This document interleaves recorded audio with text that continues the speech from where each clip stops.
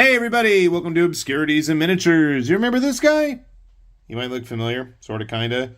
Papsicles Minis made him, and he was really nice, and I obviously didn't get a chance to paint him yet, but he should look familiar because we got his big brother in the mail today. Good God, at the size of this box. This is the latest and hopefully greatest big plastic model kit from Motor Nuclear. This is the Baikui. I'm pretty sure that's the name because it says it right there, and I'm pretty sure this is all part of the Baoxing. I don't know. Anyway, it's the big yellow mech, right? So originally this guy was put out in big 1/72 diecast figure metal build style that Motor Nuclear kind of made a name for themselves, and he was basically kind of a recast of their original Cal Ren. They changed things up, but then for the model kit, made it even more different. They got rid of the transformation, which is weird because they did keep it for the Cal Ren, but this time he had his wings readjusted, he got rid of his swords, he's got the spear, and he's got like these little bit blades that it can actually turn into swords as well. What the agent version is beyond me, I have no idea. But much like the other Motor Nuclear kits, it's going to have that die-cast inner frame, and the color separation, I'm sure, before I've even opened this, is going to be off the charts, and really nice as well. And with those sparkly bits all over his wings, I'm assuming he's probably got some translucent effect parts in there as well. Yep, I am correct. Of course I'm correct, because I knew that. You can see right here, with the wings attached like that, all the individual blades, and it just looks cool. I mean, that's the thing with these kits. Maybe you don't want to have 3 or 4 of them, but I do. You can see here on the box, we've got the inner frame, we build everything up, and then we have the completed model. We've got all his weapons, we've got the base, and a bunch of stands included for the bits, and everything looking nice and flashy there.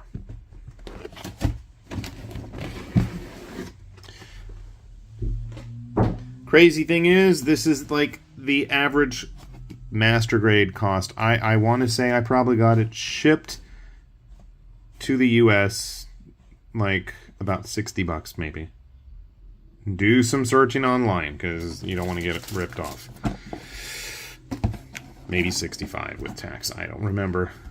We're going to have a ton of frames though.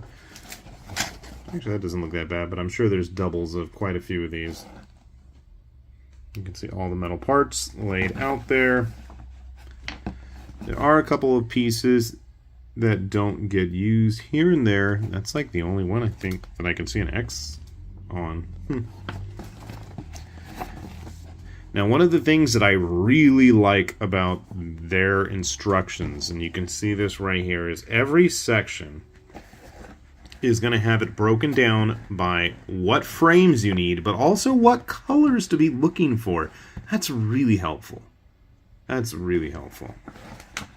They're also pretty well laid out, I gotta say, having built 2 of them already. They usually give you a nice cross-section showing you what to look for. You can see here we've got the whole opening wings thing with the removable bits. Stand included as well. Color guide.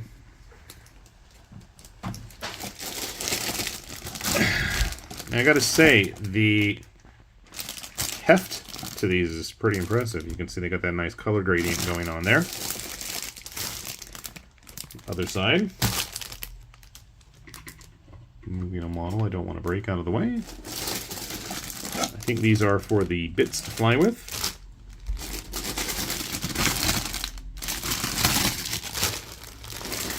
What's crazy is there's just like piles of bags. Bags. Somebody needs to get Motor Nuclear a bag hutch. You'll see there are pre-colored pieces here and there, all throughout these boxes. Those look like they're part of the bits. Again, more pre-colored parts. A lot of different colors. Somebody like me, I'm too lazy to even bother wanting to paint it because, well, it's already got enough paint on there as it is. And again, those color separations are so nice. I don't want to mar it with my sucky paint jobs. Blue and green translucent. Again, see, we've got a lot of this stuff kind of already painted. Binders for the wings. Grays. More colored parts. I want to say that there are no... I was going to say there's no stickers, and I just found some. Okay. Looks like for the head. His base is white. Interesting. Yeah, those are the stickers. Looks like those are going to go on the bits, probably. Stuff for the flight stands. Mostly the body. 5, 6 more stacks of parts. Now, one of the things is all of those hands are going to have pretty posable fingers. Not individually jointed ones, but posable enough. Then we have our alloy frame. Now, what's interesting is it's labeled differently than the others. I don't know if I have the boxes for the others handy anymore, but that makes me wonder if they're going to actually be the same. Now, if you're not smart and you're like me and you just rip open these bags to see what everything is, they are labeled both individually, bag-wise, and again, we have a identification chart in the instruction manual as well. And they have a nice heft to it. So if you like the idea of building your own metal build, literally your own metal build, I can think of worse ways to spend your modeling and hobby time. And really, this is a pretty impressive pile of work. Having built 2 of these guys already, you know, I'm going in quite confident that it's going to be a comparable experience. And I gotta say, I've really enjoyed both of my motor nuclear kits, who are currently keeping me company at work. Maybe I'll bring them home. Probably not, but, you know, honestly, I feel like these companies in China are really starting to give Bandai a good run for their money in terms of engineering, design, just overall quality of their kits. Joints are always going to be good, and I'm hoping that stands true with this massive pile of stuff as well. You can see there's a lot to do here, so it might take me a while, so hopefully I'm not old and haggard by the time, well, no, I already am, more older and more haggard by the time I finish this, and we will absolutely grab a few other kits to show you what this is like in terms of size and quality when we're done. So, sit tight. All right, we've got the Baiki all put together here, and I was so slow that not only did the mass-produced model that Motor Nuclear was putting out already get shipped to me, but they've also already announced the latest model coming out, which is of the, what is it, Nedza, or Nataku as it's always written in Japanese, but the Prince deity with the flaming wheels on his feet and all the extra arms. He's coming next. But let's talk about the Baiki first, if I'm even pronouncing that thing correctly. So I've got them all posed up here, and I gotta say, the quality of the inner frame this time, while at first I thought it was a little bit lighter, was way more flexible and dynamic. And I love the color separations on this guy. It looks so spanking sharp. And yeah, I didn't mean to take off his leg there, but that's okay. And it's interesting to see, as I stab myself in the process of getting him off of that base, that the design of this guy is consistent. Oh my gosh. So the joints are really tight, if you can't tell. And things are coming off now. That's not a good sign. Can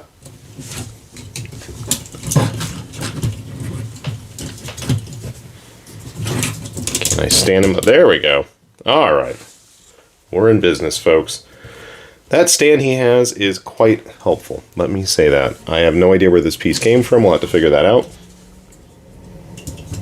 He is quite pokey. Let me tell you that right now after trying to fiddle with getting him nice and straightened out here.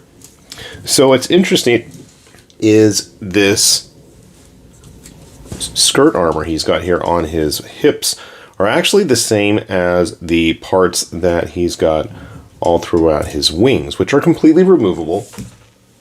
And part of the reason they are removable is because they've got the big ol', you know, fancy effect parts you can stick in there as well. You can remove those and have them turn into the bits. These actually can come off. Well, the clip's not supposed to come off. That is. And then you can use them as swords as well.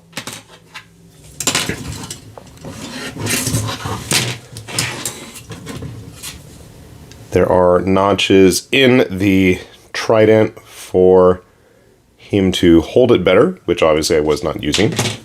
We also have the usual plethora of hands, and I know these things can flip out and flip around if you are interested. So there's a lot of cool little design gimmicks here and there.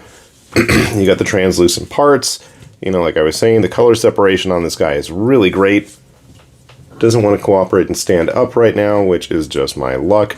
But that's more me not really playing around with his joints enough before filming. Because like I was saying, they were quite stiff. I think that's where that goes. Why is it not going on now?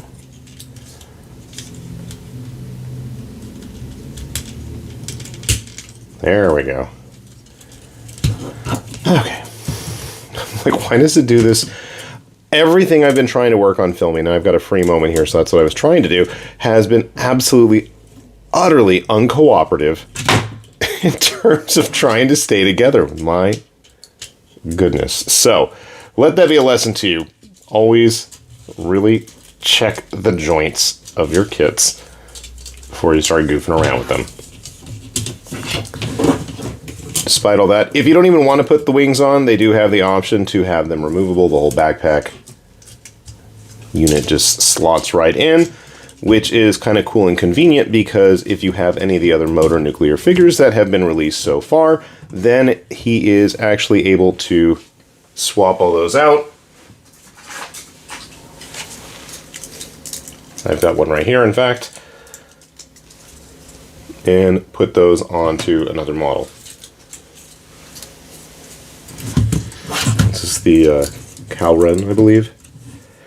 So you can see, despite their similar structure of spikiness, colors, separation, parts, design, actually quite different between the two of them. And I'll be honest, I didn't think they were. I thought they were pretty similar at first, but no, there are quite a few little touches all throughout both their designs, and the Calren model, which I don't have handy, and the other models that are coming, if you are so inclined to check them out. Personally, I think they are absolutely fantastic kits. They do go together great, despite me having a hard time getting things to cooperate on camera. That's just me and my own clumsiness. They are actually quite nice kits. And I gotta say, they are quite a satisfying build. Just be aware, as is usually the case with these types of kits, you have a ton of undergates that are going to need removal. So you're going to want to have a really nice pair of clippers handy.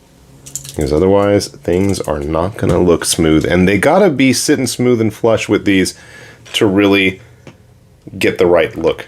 Some of the pieces do not want to cooperate if you do not. And one of these days I gotta get myself an actual master grade Gundam kit. Here is a typical 1/144th. Barely goes above the knee.